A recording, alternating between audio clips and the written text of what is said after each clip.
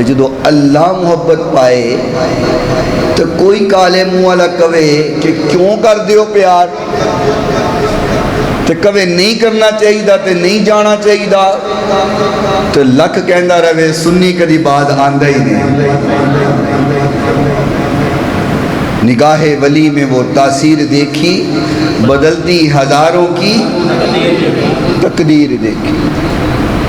کوئی یہ جو نا بندہ کسی اللہ والے کو چلا گیا، کہنا جی تسی آندے ہو اللہ والے کو بیٹھن نال بڑا فیض ملتا ہے، میں نہیں مندا۔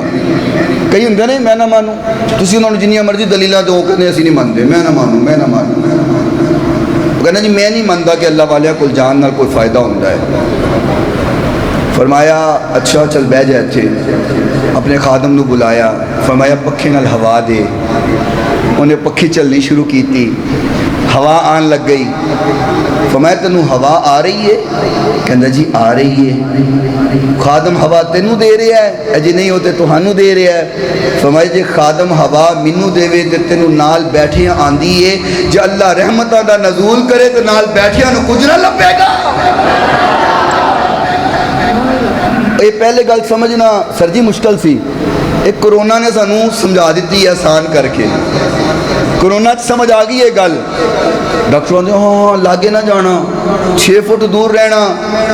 ایک بندہ ایویں من ٹکر گیا، ہاں نہ 6 فٹ دور رہنا۔ میں کہ کیوں کی ہویا ہے لاگے جاننا کی ہوندا ہے؟ کہنا جی لاگے جاؤ گے بیماری لگ جائے گی۔ میں کہ کیوں؟ بیماری کوئی USB دے اندر کنورٹ ہونے والا ڈیٹا ہے؟ جی نہیں، لیکن جنہوں کرونا ہویا ہوئے کوئی بندہ لاگے بھی بہ جائے تو کرونا ہو جاندہ ہے۔ میں کہ یار گل تے پھر سمجھ آ گئی، جے لاگے بہن نال کرونا ہو سکتا ہے تو ولیاں دے لاگے بہن نال رب دیاں رحمتاں نہیں لب سکدیاں۔